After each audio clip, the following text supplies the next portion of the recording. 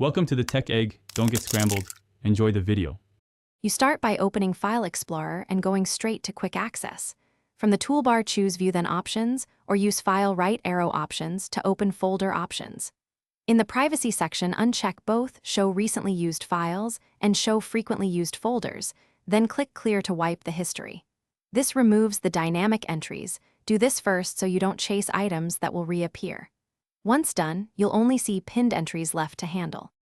Now remove pinned entries one by one. You must right-click each pinned folder or file in Quick Access and choose Unpin from Quick Access.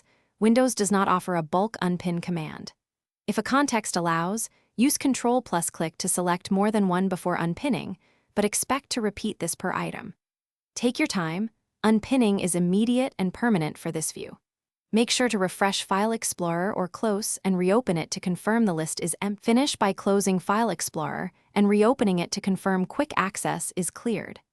If items reappear, return to Folder Options and clear the privacy history again, then ensure you disabled both recent and frequent displays.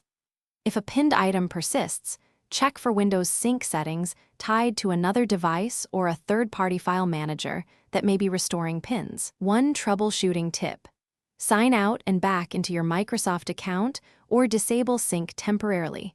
That often stops automatic restoring of Quick Access entries. Thanks for watching. Consider subscribing if I helped unscramble your problems.